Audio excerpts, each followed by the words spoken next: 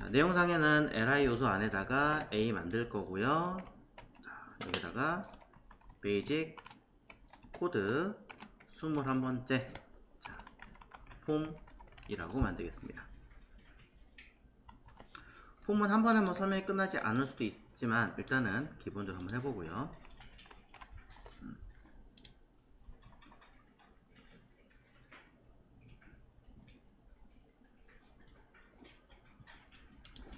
자, 되셨다면 HTML 문서 간단하게 생성하시고 내용 채워 넣으시면 되겠죠.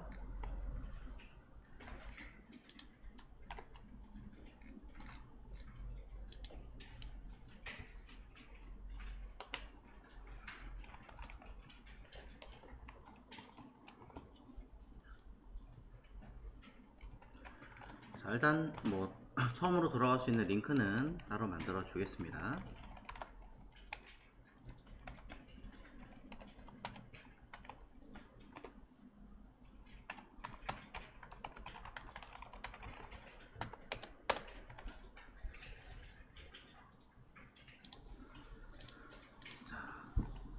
오늘은 이렇게 해놓고 시작을 하겠습니다. 결과물은 확인해 보시면 아시겠지만 자, 라이브 버튼 눌렀을 때 자, 이렇게 폼 영역이 있고요. 내용엔 보시는 것처럼 결과가 나올 겁니다. 약간의 좀 틀은 잡아놓고 하는 게 낫겠군요. 자, CSS로 살짝만 디자인 할게요.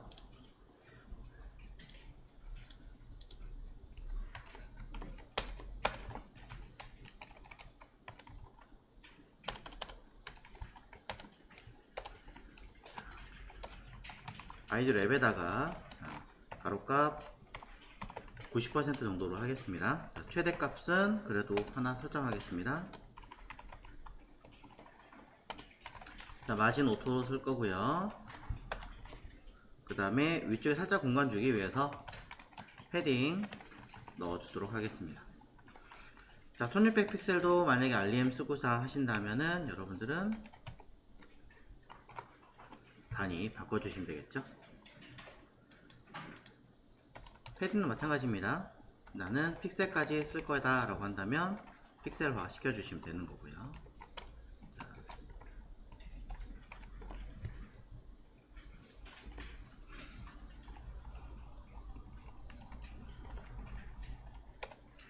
자, 백그라운드 컬러 살짝 집어넣겠습니다.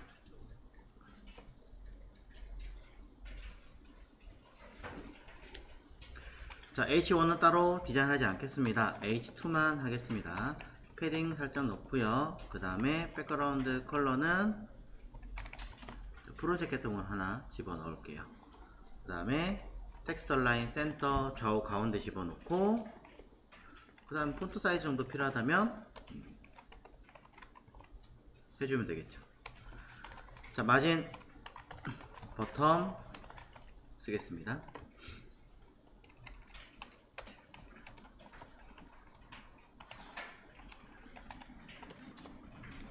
자, 가로 세로 사이즈는 따로 주지 않았습니다만 만약에 주려고 하신다면 가로값 오토에 높이값 오토 쓰시면 될 거고요.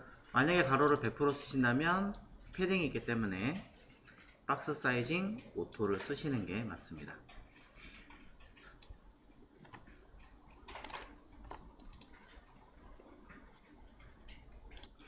자, DDD가 조금 색깔이 진한 것 같으니까 뭐 구분만 가면 되니 살짝만 색깔을 연하게 해서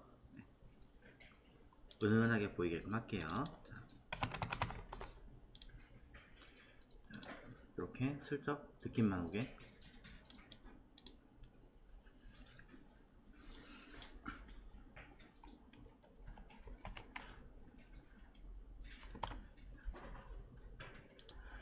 자, 일단 폼이라고 하는 내가 뭐 로그인을 하든 무언가를 하든 체크를 하거나 선택하거나 이런 걸 만들려고 한다면 폼 태그가 일단 필요합니다. 폼이라는 태그는 자, 이렇게 생겼죠. 당연히 이때 폼은 여는 부분과 닫는 부분이 무조건 존재하는 아이고요. 여기에 따르는 기본적인 폼에는 속성이 두 개는 우선 무조건 들어간다고 보시면 될 것 같습니다. 그 중에 하나는 액션이고요. 또 하나는 메소드라고 하는 아이입니다.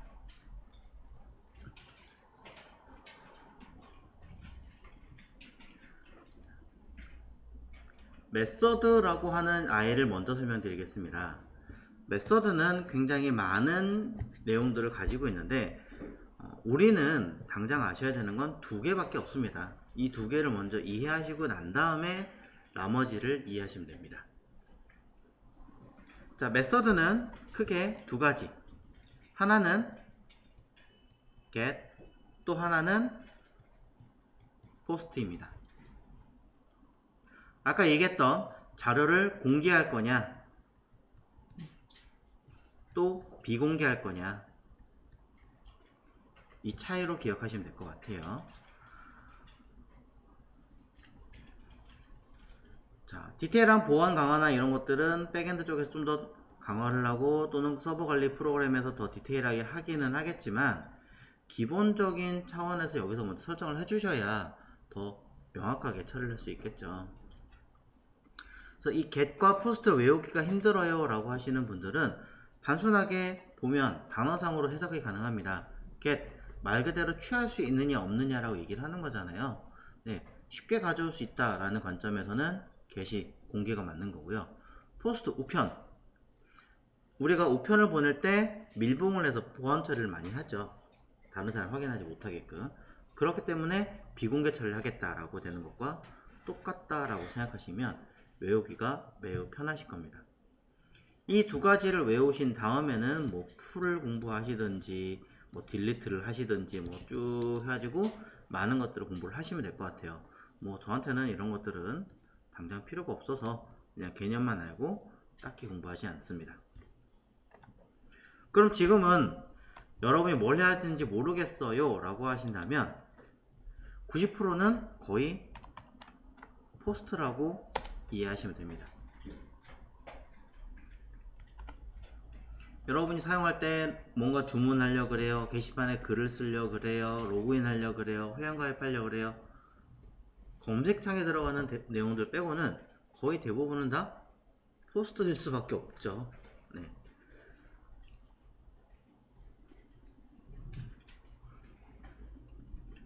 자, 그 다음에 액션을 보도록 하겠습니다. 자, 액션에 대해서 꽤 어려워하시는 분들이 많으시던데 저는 단순하게 이렇게 얘기를 하겠습니다. 여러분이 어떠한 운동센터, 소위 말 헬스센터장에다가 운동을 하기 위해 갑니다. 그럼 뭐예요? 소위 회원권이나 뭐 운영권을 끊죠. 자, 회원이 되려고 하는 거죠. 그러면은 나라는 사람이 쭉 가서 데스크에다가 데스크에 가가지고 접수를 합니다. 접수를 하면은 이 사람이 그냥 바로 해주는 게 아니라 잠시만 기다리세요 하고 쭉 가가지고 어떤 컴퓨터에다가 또는 뭐 관리하는 사람에다가 얘기를 하고 서류를 접수를 해서 등록을 시키고 그 다음에 운동을 할 수 있게끔 만들죠. 회원이 뭐 한두 명이면 관리할 수 있겠지만 수십 수백이면 관리하기 힘들 테니까 일정 시간이 지나서 이 사람이 저 기간 얼마나 남았는지 물어보려고 왔어요 라고 하면 이 사람이 뭐라고 합니까? 누구시죠? 성함과 내용을 알려주세요 하면 확인한 다음에 이쪽 자료 쪽에 가서 해당하는 서류를 찾아가지고 다시 쭉 알려주죠. 그죠? 자, 이때 제가 얘기하고 싶은 건요, 모든 자료들은 이쪽 별도의 흔히 데이터베이스라고 하는 곳에 자료를 보관하게 되어 있고요. 이 자료를 확인할 때는 내가 바로 확인할 수는 없습니다. 중간에 이걸 관리하는 누군가가 확인을 하고 다시 내용을 피드백 해주고 역할을 하는 거죠. 물론 이 사람이 한 사람이 될 수도 있고 여러 단계가 될 수도 있겠죠, 당연히. 자, 이때 이 역할을 하는 게 소위 회원이라고 하는 게 우리의 HTML이라고 생각하시면 됩니다. 컴퓨터상으로는 클라이언트라고 이야기를 많이 하죠. 중간에 관리하는 이 사람을 뭐 서버라고도 얘기를 많이 합니다. 하지만 우리식으로 얘기하자면 우리가 액션, 자, 방금 전에 나왔던 이 액션 메소드는 내가 자료를 확인하고 싶어요. 그러니 누구한테 확인시켜 주세요 라고 정보를 체크하는 부분이라고 보시면 될 것 같아요. 당장은. 즉 액션이라고 하는 속성은 백엔드 언어와 가장 직접적으로 맞닿는 공간이라고 이해하시면 됩니다. 이때 백엔드 개발자들과 많이 소통을 하게 될 수밖에 없죠. 쓰는 게 바로 PHP, JSP, 뭐 .NET 등등등등등등등등등이 들어가겠죠. 자, 물론 자바스크립트도 요즘엔 다 쓸 수 있습니다. 즉 액션이라고 하는 이 파트는 우리가 당장 쓸 수 있는 부분은 없을 것이고 차후에 백엔드 개발자분들과 소통하기 위해서 있는 공간이니까 임시로만 샵을 써두시고 그 다음에 데이터 무엇을 가져오겠습니다. 누구랑 소통하겠습니다. 어느 페이지로 자료를 넘기겠습니다. 라고 해서 써주시는 공간이다 라고 이해하시면 될 것 같습니다. 어느 경우로 이동할까요? 그런 다음에 자, 이 영역에서 내가 어떤 데이터를 누구에게 보내주고 받을 건데 그 영역이 각 영역마다 내용이 조금 다를 수 있어요. 소위 말해서 아이디를 따로 만들 수 있고 비밀번호를 따로 만들 수 있고 회원 정보를 따로 만들 수 있고 카드 경제창 정보를 따로 만들 수도 있는 거죠. 내가 만약에 물건을 구매를 하려고 그래요. 그럼 물건을 확인하는 부분과 장바구니 담은 거, 그 다음에 주소에 관련된 부분과 그 다음에 결제에 관련된 부분과 기타 등등 이런 아이들이 여러 개가 있을 겁니다. 이걸 한 군데 다 모아서 관리하면 굉장히 복잡하고 힘들겠죠. 그래서 각 파트별로 얘네들을 구획을 나눕니다. 당신이 물건을 선택한 부분은 여기 있습니다. 당신이 주소를 입력해서 확인하는 부분은 여기 있습니다.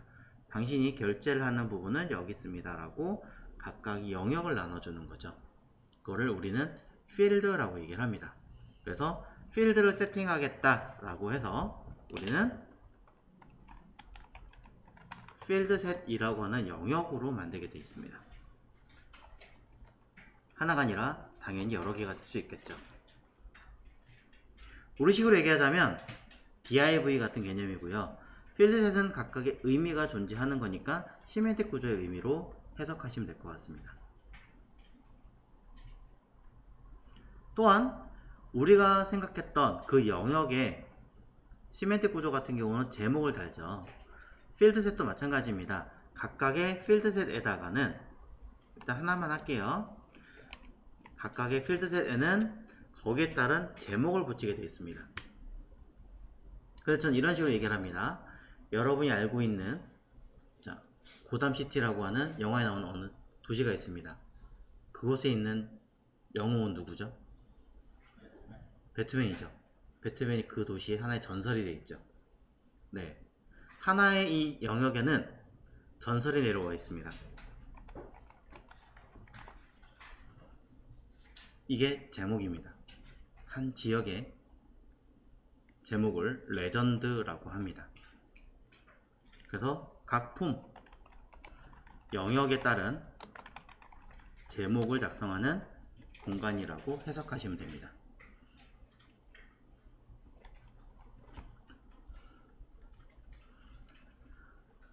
이름 이렇게 지어놨어요 실제로.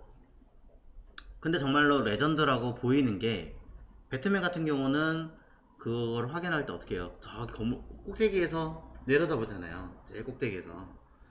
자, 코드 한번 보여드릴게요. 그냥 여기다가 아무거나 글을 그냥 쓸게요. 자, 일부러 약간 공간 주기 위해서. 결과물이 어떻게 되나 보시면 이렇게 되어 있습니다. 이 테두리가 쳐져 있는 요게 필드셋이에요. 폼은 안 보여요. 필드셋의 레전드 전설이 어디에 있냐면 제목이 요 중간에 딱 걸쳐져 있어요. 위에서 싹 내려보다 보는 것처럼 똑같이. 네. 그래서 여러분이 기억하실 때는 하나의 폼, 하나의 영역 안에는 각각의 필요한 기능에 따른 그 영역이 있을 것이고, 그것에 대한 제목으로는 우리는 레전드 라는 부분이 있을 것이다. 그러고 나서 이제 본래에 필요한 내용을 작성할 것이다 라고 기억하시면 됩니다. 자, 그래서 폼이라는 곳 안에는 필드셋을 사용한다 라고 이야기를 드렸고요. 물론 필드셋을 감싸는 div를 쓰기도 하지만 가급적이면 일단 필드셋 먼저 쓰시는 게 제일 낫습니다. 권장을 드리고, 필드셋을 썼으면 무조건 레전드는 따라옵니다. 네, 무조건 따라와요. 그리고 이곳에 이제 내용을 쓸 건데, 우선은 첫 번째 보여드릴 아이는 기본 틀입니다. 꼭 이걸 써야 된다라는 건 아니지만 이 두 개 베이스는 따라오는 개념이니까 흐름을 먼저 보고 나머지를 설명드리겠습니다. 자, 첫 번째 여러분이 가장 익숙한 거 먼저 쓰겠습니다. 자, 인풋이라고 하는 요소를 쓸게요. 자, 인풋이라고 하는 태그는요, 왼쪽에 보시면 쓰자마자 바로 이렇게 창이 하나 나옵니다. 끝까지 가지 않았다는 얘기는 얘는 블럭은 아니라는 얘기죠. 하지만 사이즈를 있습니다. 이 얘기 뭐냐, 또 다른 인풋을 넣으면 두 개가 나란히 간다.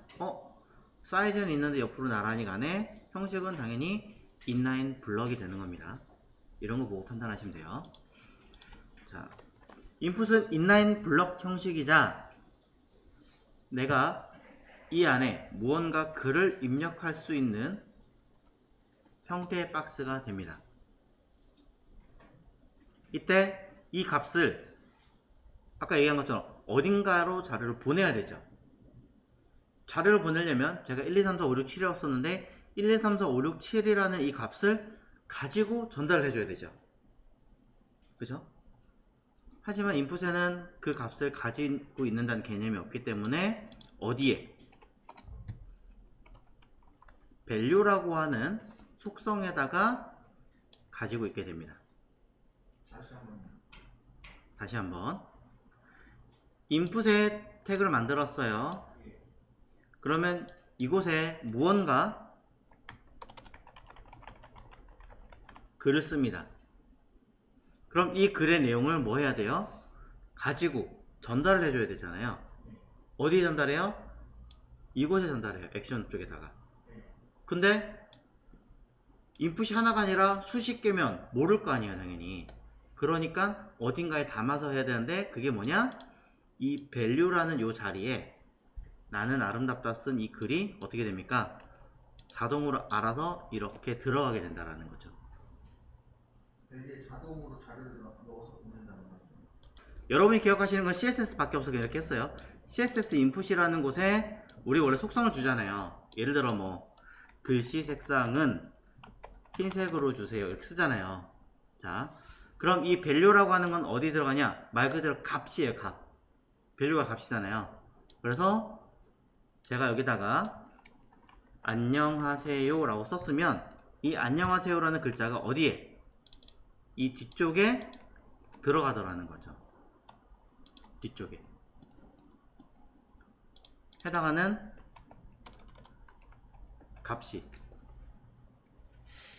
자, 일단 이렇습니다. 이때 우리가 알고 있는 기능 중에는 변수라는 게 있었습니다. 그쵸? CSS의 변수라는 개념을 쓸 때 우리가 어떻게 썼냐면은 하나의 여기다가 이름을 짓고 이것에 대해서는 거기에 대한 어떤 결과치 라는 걸 썼었습니다. 그럼 위에 있는 내용에서는 이 안녕하세요 라는 값만 사실상은 가져온 개념이라는 거죠. 그럼 앞에 있는 변수라는 건 도대체 뭐니? 여기다가 name이라는 속성을 가지게 됩니다. name이라는 속성을 가지는 이 자리에 들어가는 이름이 바로 변수명이 되는 거예요. send name이라고 쓸게요. 그냥 그러면 여기 인풋에 우리가 CSS성으로 보면 요 자리가 우리가 쓰는 변수명 요 자리가 send 자, 이렇게 들어간다 라고 보시면 됩니다. 자, 당장 배우신 거는 CSS 밖에 없기 때문에 제가 이렇게 쓴 것 뿐이에요.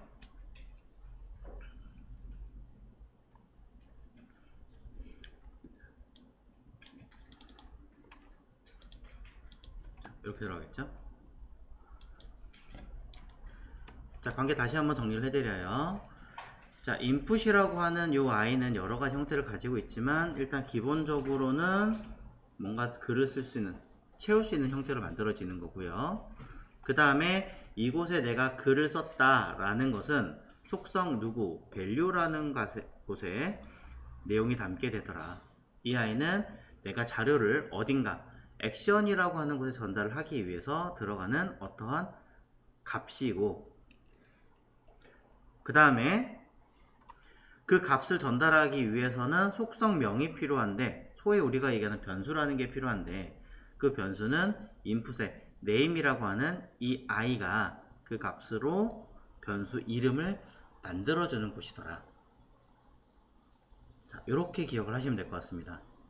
그러니까 자, 그래서 이 name이라고 하는 자리에는 내가 서버 이쪽 계통에다 자료를 보내기 위한 변수 이름을 쓰는 곳이니까 내가 미리 이름을 써놔야 되는 게 맞는 거고요. 이 값, 내가 전송할 값 자체는 지금 여기는 뭐예요?